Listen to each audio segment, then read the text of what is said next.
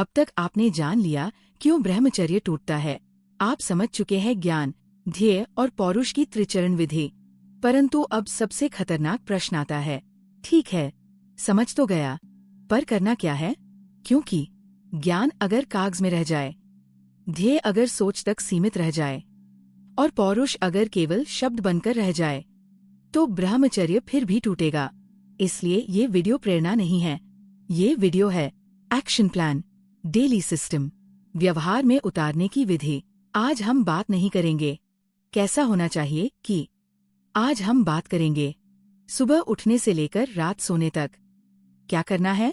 इस वीडियो में आपको मिलेगा ब्रह्मचर्य का स्पष्ट एक्शन प्लान, ज्ञान प्राप्ति, क्या पढ़ना है, क्या बिल्कुल छोड़ देना है, रोज का न्यूनतम अभ्यास क्या हो ताकि बुद्धि सात्विक बने और मन नियंत्रित रहे, ध्येय धारण, ध्येय कैसे चुना जाए ताकि मन भटके नहीं, काम, वासना और आलस्य से ध्येय की रक्षा कैसे करें और रोज अपने ध्येय पर टिके कैसे रहें, पौरुष वृद्धि, दैनिक जीवन में पौरुष कैसे बढ़ाएं, कौन सी आदतें शक्ति बढ़ाती हैं और कौन सी चुपचाप शक्ति को नष्ट कर देती हैं, कौन से कर्म आपको भीतर से मजबूत बनाते हैं और कौन से आपको खोखला करते हैं।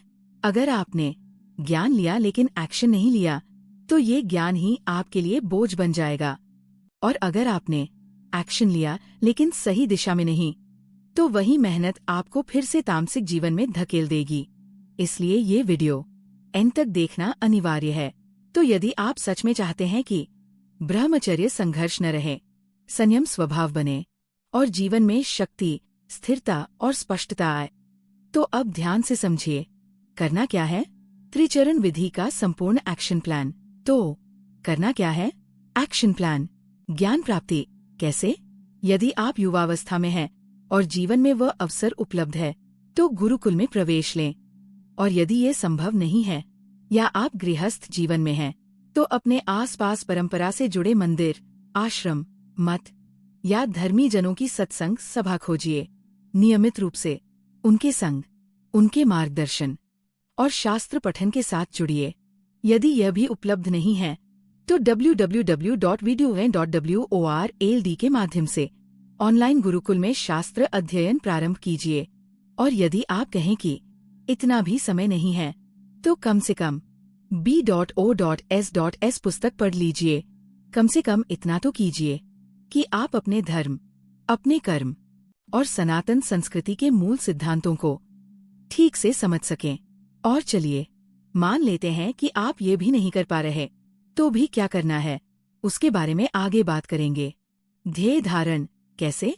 एक बार ज्ञान प्राप्ति के बाद शांत होकर बैठिए और अपने जीवन के ध्येय की एक दृढ़ धारणा बनाइए।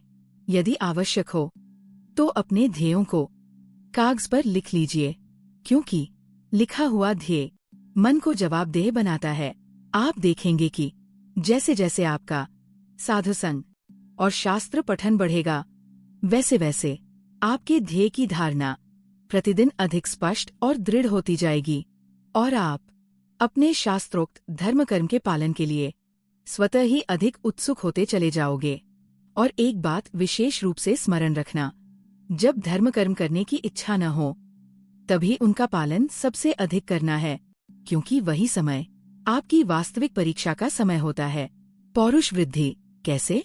जब आप अपने धर्म कर्म का निरंतर पालन करते हो तो बिना किसी अतिरिक्त प्रयास के आपके भीतर पौरुष अपने आप बढ़ने लगता है और उसके साथ साथ आप में विकसित होते हैं इंद्रिय संयम, मर्यादा, धैर्य, साहस, स्थिरता। फिर एक समय ऐसा आता है कि ब्रह्मचर्य तोड़ने के कृत्य करना तो दूर की बात है, उनके बारे में सोचने का भी समय नहीं मिलता, क्योंकि आप अपने बढ़े हुए पौरुष के बल पर अपने जीवन, अपने परिवार और समाज के कल्याण में इतने व्यस्त हो जाते हो कि इन तुच्छ कृत्यों के विषय में किसी को बोलते सुनकर भी आपके मन में उनके प्रति दया उत्पन्न होने लगती है। अब एक अत्यंत महत्वपूर्ण प्रश्न। अभी तक हमने आदर्श विधि की बात की, परंतु अब कोई कह सकता है मैं तो नास्तिक हूँ या मैं इतना आध्यात्मिक नहीं हूँ, मेरे भीतर भगवद्माप्ति जैसा इतना दृढ़ ध्येय बनाने की क्षमता ही नहीं है। मुझे अध्यात्म में इतनी रुचि नहीं है कि उसके बल पर इस विधि का पालन कर सकूं। तो फिर प्रश्न उठता है, ऐसे व्यक्ति के लिए ब्रह्मचर्य पालन कैसे संभव है? उत्तर है, इसी विधि से। जी हाँ, इसी त्रिचरण विधि से। बस अंतर इतना होगा कि यहाँ ज्ञान और ध्येय बदल जाएगा, परंतु सिद्धांत नहीं बदलेगा। मान लीजिए आप में अभी उस स्तर का आध्यात्मिक मनोबल नहीं है, या जीवन की परिस्थितियां ऐसी नहीं हैं कि आप तुरंत आदर्श मार्ग पर चल सकें, तो भी ब्रह्मचर्य का पालन इसी त्रिचरण विधि से होगा। फर्क केवल इतना होगा, ज्ञान यहाँ व्यावहारिक और जीवनोपयोगी होगा, ध्येय यहाँ लौकिक लेकिन सार्थक होगा, और पौरुष वही रहेगा क्योंकि वही मूल शक्ति है। और यही बदला हुआ व्यावहारिक एक्शन प्लान हम अगले वीडियो में कदम दर कदम समझेंगे। अब यहाँ रुककर ईमानदारी से स्वयं से एक प्रश्न पूछिए, क्या आप सच में भगवत प्राप्ति चाहते हैं? यदि नहीं, तो कोई अपराध नहीं है, लेकिन तब अपने आप को धोखा देना बंद कर दीजिए। एक ज्ञान प्राप्ति व्यावहारिक मार्ग। यदि आप भगवत प्राप्ति को अपना जीवन ध्येय नहीं बनाना चाहते, तो फिर अत्यधिक आध्यात्मिक ज्ञान की आवश्यकता है ही नहीं, क्योंकि तब आपका ध्येय सिर्फ इस संसार और इस जीवन तक सीमित हो जाता है। और ऐसे जीवन के लिए आपको जिस ज्ञान की आवश्यकता है वह कोई रहस्य नहीं है। उस संपूर्ण व्यावहारिक ज्ञान का सार सिर्फ एक ही है, सक्षमता। सत्य यह है कि चाहे कोई पुरुष उच्चतम कक्षा का योग करना चाहता हो या उच्चतम कक्षा का भोग, चाहे उसे स्त्री सुख चाहिए, धन चाहिए, संपत्ति चाहिए, मान सम्मान चाहिए या प्रसिद्धि चाहिए, इन सब की प्राप्ति का मार्ग एक ही है, सक्षमता। और सक्षमता आती है पौरुष से। जिस पुरुष में शौर्य हो, साहस हो, निर्भयता हो, अनुशासन हो, वही पुरुष लौकिक और पारलौकिक दोनों जीवनों में सुख और समृद्धि की प्राप्ति कर पाता है। अतः पुरुष के लिए जीवन में किसी भी ध्येय की प्राप्ति का एकमात्र मार्ग है पौरुष वृद्धि। इसके अतिरिक्त कोई शॉर्टकट नहीं है। अब एक कड़वा लेकिन आवश्यक सत्य, यदि आपकी आध्यात्मिक इच्छाएं प्रबल नहीं हैं, तो इसका अर्थ ये नहीं है कि आप इच्छाओं से मुक्त हैं। इसका अर्थ यह है कि आपकी भौतिक इच्छाएं उससे कहीं अधिक प्रबल है। लेकिन ध्यान रखिए, भौतिक जगत में भी उच्चतम सुख किसी कमजोर पुरुष को नहीं मिलता। वहाँ भी पौरुष चाहिए, और वह पौरुष ब्रह्मचर्य के पालन से ही प्राप्त होता है। क्योंकि सत्य यह है, सुंदर, सुशील, संस्कारी और अपने पति के प्रति समर्पित स्त्री किसी साधारण पुरुष का नहीं, एक सक्षम पुरुष का वरण करती है। और इसमें कुछ भी गलत नहीं है। अब स्वयं से पूछिए, कोई स्त्री ऐसे पुरुष का वरण क्यों करेगी जिसने जीवन में अपनी सक्षमता से कुछ प्राप्त न किया हो, जो संकट में अपनों की रक्षा तक न कर पाए, जो स्वयं ही भय और अस्थिरता से भरा हो, जो अपना और अपनों का पालन पोषण न कर सके, जिसका समाज में कोई मान सम्मान न हो, जिसका मन और शरीर दोनों असंयमी हो, जिसका जीवन बिना ध्येय, बिना अनुशासन के हो, दिन रात गेम्स, फिल्में और कल्पनाओं में डूबा हुआ, जो अवसर मिलते ही बाथरूम में बैठकर अपने उसी पौरुष को नष्ट कर देता हो जिससे वो सच में कुछ बन सकता था। नहीं, स्त्री ऐसे पुरुष का वरण करेगी जिसने परिश्रम से कुछ प्राप्त किया हो, जो संकट में साहसपूर्वक रक्षा कर सके, जो पर्याप्त अर्जन कर सके, जो विवेकशील हो, जो संयमी हो, जो मानसिक रूप से परिपक्व हो और जो अपने ध्येय के प्रति अनुशासित हो। और ऐसा ही होना चाहिए। अंतिम और निर्णायक निष्कर्ष, भगवान ने आपको पुरुष शरीर इसलिए नहीं दिया कि आप धरती और समाज पर एक बोझ बन जाए। यह शरीर दिया गया है पुरुषार्थ के लिए। इसलिए यदि आपको भोग भी करना है तो उच्चतम भोगों की इच्छा कीजिए, काल्पनिक भोग नहीं, वास्तविक जीवन के भोग। और यदि आपको स्त्री सुख चाहिए तो उस स्तर के पुरुष बनने का ध्येय बनाइए जिसे एक उच्च कक्षा की सुंदर, गुणवती और संस्कारी स्त्री अपने पति के रूप में गर्व से वरण करना चाहे। परंतु जितना अधिक आप पौरुष से दूर भागते जाओगे, उतना ही अधिक ये संसार आपको हर स्तर पर प्रताड़ित करता चला जाएगा। फिर चाहे वह प्रजा हो, प्रकृति हो या फिर प्रेमी ही क्यों न हो, क्योंकि ये संसार किसी की भावना से नहीं, उसकी सक्षमता से व्यवहार करता है। कड़वा सत्य सुनिए, एक पुरुष को मान, सम्मान और प्रेम तभी प्राप्त होता है जब वह पौरुष दिखाकर जीवन में कुछ सार्थक करता है। और ये सत्य भी स्वीकार करना पड़ेगा कि असक्षम पुरुषों से अधिक लोग पालतू कुत्तों से प्रेम करते हैं। ये अपमान नहीं है, ये यथार्थ है, और इस यथार्थ को नकारने से कुछ बदलता नहीं।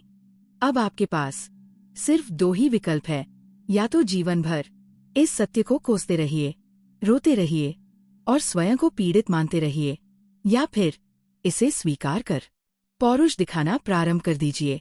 अब एक शुभ समाचार, पौरुष दिखाने का लाभ कभी भी एक ही क्षेत्र तक सीमित नहीं रहता। जैसे ही कोई पुरुष अपने जीवन के किसी एक क्षेत्र में आगे बढ़ता है, वैसे ही अन्य क्षेत्रों में भी या तो सुख मिलने लगते हैं या फिर उन सुखों की प्राप्ति स्वतः ही सरल होने लगती है। उदाहरण समझिए, जब आप जीवन में अच्छा धन अर्जित करने लगते हो तो समाज में आपका मान सम्मान बढ़ने लगता है, माता पिता की सेवा सरल हो जाती है, गुरु, संत और धर्म की सेवा संभव हो जाती है। अब आप पैसे की चिंता किए बिना परिवार के स्वास्थ्य का ध्यान रख पाते हो, उत्तम भोजन, उत्तम चिकित्सा और उत्तम निर्णय ले पाते हो। वैसे ही यदि जीवन में कोई कन्या आपको प्रिय है तो उसके माता पिता आपकी सक्षमता के गुणगान सुनकर ही आपको अपनी पुत्री देने को तैयार हो जाते हैं, और वह स्त्री भी आपकी शक्ति, आपकी स्थिरता और आपके सामर्थ्य को देखकर स्वतः ही समर्पण की भावना अनुभव करती है। इसी प्रकार यदि कोई पुरुष ज्ञान प्राप्ति में पौरुष दिखाता है, समाज सेवा में पौरुष दिखाता है, किसी कौशल, स्किल में पौरुष दिखाता है, शारीरिक बल और स्वास्थ्य में पौरुष दिखाता है, तो वह केवल एक क्षेत्र में नहीं, अन्य सभी क्षेत्रों में भी सुख और स्थिरता की प्राप्ति करता है। निष्कर्ष स्पष्ट है, पौरुष कोई एक गुण नहीं है। पौरुष जीवन को चलाने वाली केंद्रीय शक्ति है, और इसी शक्ति के अभाव में पुरुष जीवन में न तो प्रेम प्राप्त कर पाता है, न सम्मान और न ही संतोष। अब यहाँ कोई भ्रम नहीं बचना चाहिए। यदि तुम पूछो मेरा ध्येय क्या होना चाहिए, तो उत्तर बहुत सीधा है, ध्येय धारण। तुम्हारा ध्येय है जीवन में सक्षमता, और वह भी एक नहीं 5 रूपों में। जीवन की 5 अनिवार्य सक्षमताएं: 1 शारीरिक सक्षमता, 2 मानसिक सक्षमता, 3 सामाजिक सक्षमता, 4 आर्थिक सक्षमता, 5 आध्यात्मिक सक्षमता। तुम्हारा कर्तव्य है कि इन 5 क्षेत्रों में कम से कम एक आवश्यक न्यूनतम स्तर तो अवश्य प्राप्त करो। 1 शारीरिक रूप से कम इतना तंदुरुस्त रहो कि रोग तुम्हारा स्थायी साथी न बन जाए, इतने दुर्बल न रहो कि एक प्रहार में गिर जाओ, और इतने भारी भी न रहो कि गिरने के बाद उठ न सको। तुम्हारा शरीर बोझ नहीं, साधन होना चाहिए। 2 मानसिक रूप से कम इतने स्थिर बनो कि जीवन में कैसी भी विपत्ति आ जाए, परिवार टूट रहा हो, समाज संकट में हो, तब भी तुम डगमगाओ नहीं। स्मरण रखो, जब परिवार में किसी पिता या स्तंभ का देहांत होता है, तब जो पुरुष स्वयं रोने की जगह सबको संभाल लेता है, वही वास्तविक मानसिक सक्षमता का उदाहरण है। 3 सामाजिक रूप से कम इतने सक्षम बनो कि गांव, कॉलोनी या परिवार में तुम्हारे लिए आदर हो।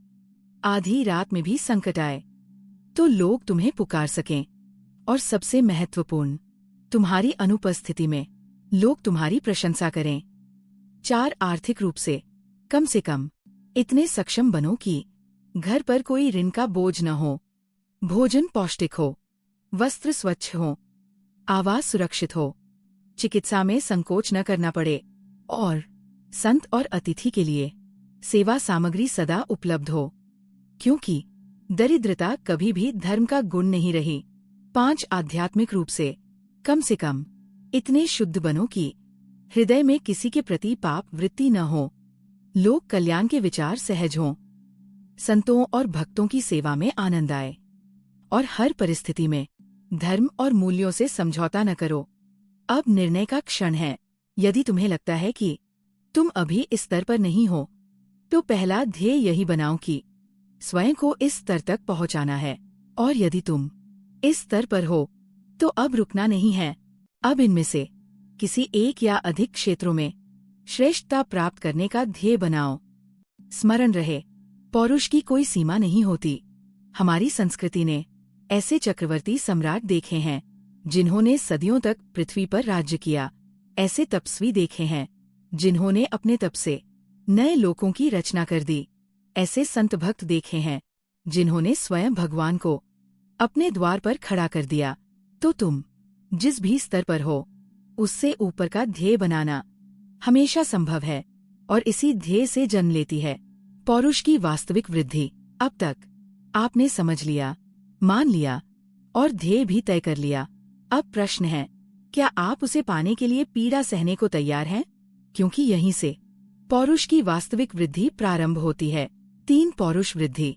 जितना अधिक आपका ध्येय स्पष्ट होगा, उतना ही पुरुषार्थ करना सरल होता चला जाएगा। अब जब आपने दृढ़ता से अपना ध्येय निश्चय कर लिया है, तो अब पूर्ण समर्पण के साथ उसकी प्राप्ति में अपना संपूर्ण बल लगा दीजिए। और इस प्रक्रिया में आपको 1 मुश्किलों का सामना करना होगा, 2 कष्ट सहने होंगे, 3 धैर्य धारण करना होगा, 4 संयम साधना होगा, 5 डर से टकराना होगा, 6 मन न होने पर भी कर्म करना होगा, 7 सुख सुविधाओं का त्याग करना होगा, 8 शारीरिक, मानसिक, सामाजिक और आर्थिक जोखिम उठाने होंगे। लेकिन यही कठोर प्रक्रिया आपके भीतर साहस, धैर्य, निडरता, संयम और विवेक के रूप में पौरुष की वृद्धि करती है। एक सत्य स्मरण रखिए, एक बार पौरुष बढ़ना प्रारंभ हो जाए, तो समय और अनुभव के साथ उसे और बढ़ाना स्वतः ही सरल होता चला जाता है। और जो लोग इस स्तर तक पहुंच चुके होते हैं, वे ये भली भांति जानते हैं, ब्रह्मचर्य उनके जीवन का कोई विशेष अभ्यास नहीं रहता, बल्कि स्वाभाविक स्थिति बन जाता है। उन्हें हर क्षण ब्रह्मचर्य के पालन के बारे में अलग से सोचना नहीं पड़ता। ब्रह्मचर्य खंडन के कृत्य तो बहुत दूर की बात है, उनके लिए विचार करने का भी समय नहीं होता, क्योंकि उनका समय, उनकी ऊर्जा, उनका मन सब किसी उच्च ध्येय में व्यस्त हो चुका होता है। और अब आता है आनंद का प्रश्न। जब ये लोग कठिनाइयों, कष्टों और भय का सामना करते हुए नई उपलब्धियां प्राप्त करते हैं, तो उन्हें जो आंतरिक आनंद मिलता है, उसके सामने पूर्ण, हस्तमैथुन, संभोग, ये सब तुच्छ और उबाऊ प्रतीत होने लगते हैं। अब इस सत्य की पुष्टि आधुनिक विज्ञान भी करता है। हमारे मस्तिष्क में आनंद की अनुभूति कराने वाला हार्मोन होता है डोपामिन, डोपामाइन। जिस कार्य से हमें अधिक डोपामिन मिलता है, उसे हम बार बार करने के लिए प्राकृतिक रूप से प्रेरित होते हैं। परंतु समस्या ये है, डोपामिन सीमित मात्रा में बनता है। जितनी तेजी से उसका उपयोग किया जाए, उतनी ही तेजी से वह समाप्त हो जाता है, और अगली बार उसी स्तर का आनंद पाने के लिए और अधिक डोपामिन चाहिए होता है। कुछ समय बाद मस्तिष्क डोपामिन बनाना ही कम या बंद कर देता है, और व्यक्ति डिप्रेशन और एंग्जाइटी में चला जाता है। यही कारण है कि पोर्न, हस्तमैथुन, social media, games, junk food, drugs, धूम्रपान, ये सब त्वरित डोपामिन देते हैं और इसलिए तुरंत आदत बना लेते हैं। परंतु जितनी तेजी से ये डोपामिन देते हैं, उतनी ही तेजी से वह चला भी जाता है। फिर पहले जितना पोर्न पर्याप्त था, वह कम पड़ने लगता है। पहले जितनी सिगरेट पर्याप्त थी, वह कम पड़ने लगती है। हर बार मात्रा बढ़ानी पड़ती है, और फिर एक समय ऐसा आता है कि कितना भी पोर्न, कितनी भी सिगरेट, कितना भी सोशल मीडिया या ड्रग्स, कुछ भी संतोष नहीं देता, क्योंकि आपने अपने डोपामिन रिसेप्टर्स को सुन कर दिया होता है। अब दूसरी ओर देखिए, दौड़ना, तैरना, व्यायाम, साहसिक कार्य, स्वास्थ्यप्रद भोजन, प्रकृति से जुड़ाव, व्यापार, नए कौशल, स्किल्स, लोगों से मिलना जुलना, माता पिता, गुरु और समाज की सेवा, ये सभी प्राकृतिक डोपामिन देते हैं। इनका डोपामिन समाप्त नहीं होता, रिसेप्टर्स को नष्ट नहीं करता और आनंद की अनुभूति लंबे समय तक बनाए रखता है। अंतिम और निर्णायक निष्कर्ष, पौरुष वृद्धि सिर्फ नैतिक या आध्यात्मिक विषय नहीं है, ये जैविक, मानसिक और वैज्ञानिक आवश्यकता है। और जब पौरुष बढ़ता है तो ब्रह्मचर्य कोई संघर्ष नहीं रहता, वह जीवन की स्वाभाविक अवस्था बन जाता है। आत कठिन मार्ग चुनिए, देर से मिलने वाला आनंद चुनिए, क्योंकि वही आनंद आपको पुरुष बनाता है। आत एक बार जब आप इस त्रिचरण विधि से अपने पौरुष की वृद्धि करना प्रारंभ कर देते हैं तो आपके जीवन से धीरे धीरे 1 पौन, 2 हस्तमैथुन, 3 ब्रह्मचर्य का नाश, 4 डिप्रेशन, 5 एंजाइटी, 6 आलस्य, 7 नशा, ये सभी समस्याएं अपने आप समाप्त होने लगती है, क्योंकि ये कोई अलग अलग समस्याएं नहीं हैं।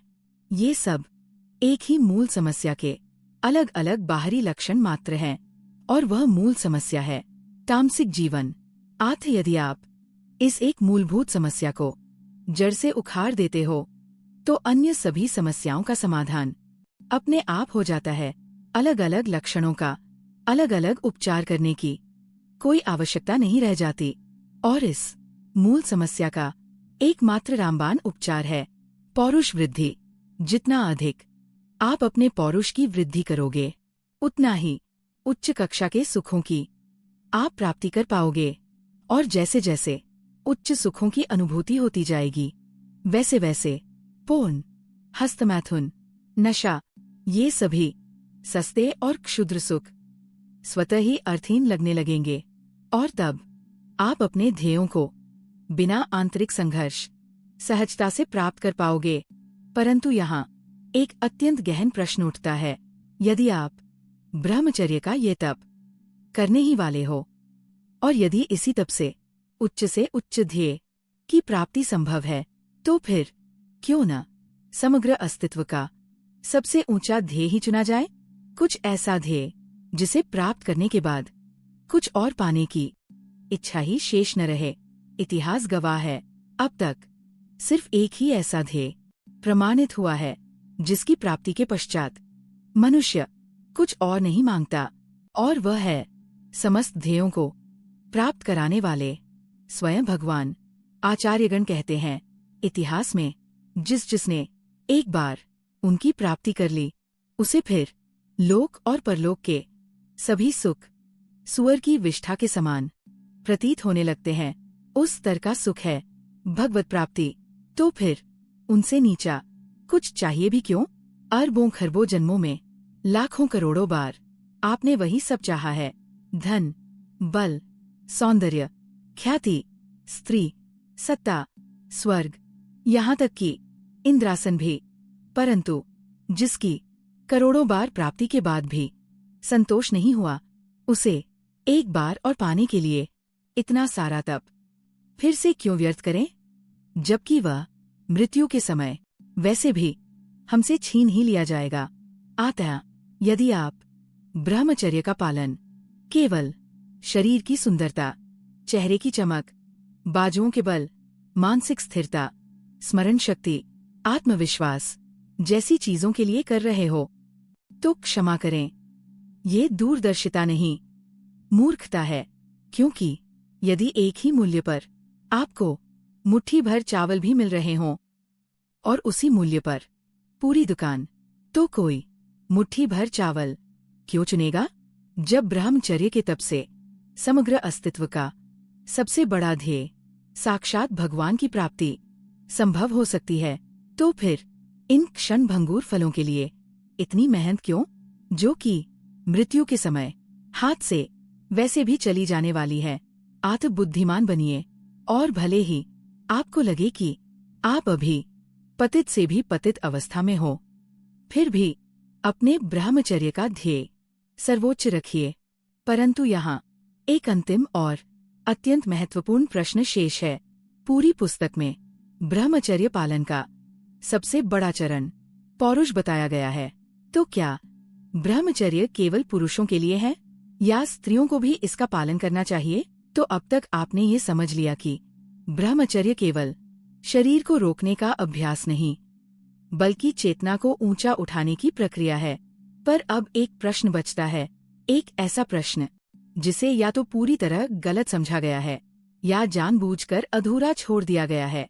क्या ब्रह्मचर्य केवल पुरुषों के लिए है या स्त्रियों को भी इसका पालन करना चाहिए?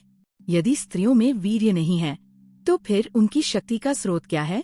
क्या उनके लिए ब्रह्मचर्य का अर्थ कुछ और है? और यदि है, तो क्या वही नियम स्त्री और पुरुष दोनों पर लागू होते हैं, या फिर प्रकृति ने दोनों के लिए अलग अलग मार्ग बनाए हैं? अगले वीडियो में हम तोड़ेंगे इन सभी भ्रांतियों को, शास्त्रों के प्रमाण, आचार्यों के कथन और प्रकृति के नियमों के आधार पर आपको वह सत्य दिखाया जाएगा जो आज तक या तो छुपाया गया या गलत समझाया गया। यदि आप इस विषय को अधूरा नहीं, संपूर्ण समझना चाहते हैं, तो अगले वीडियो को किसी भी हालत में मिस मत कीजिए। चैनल को सब्सक्राइब करें और बेल आइकन जरूर दबाएं, क्योंकि अगला वीडियो आपकी सोच की दिशा हमेशा के लिए बदल सकता है।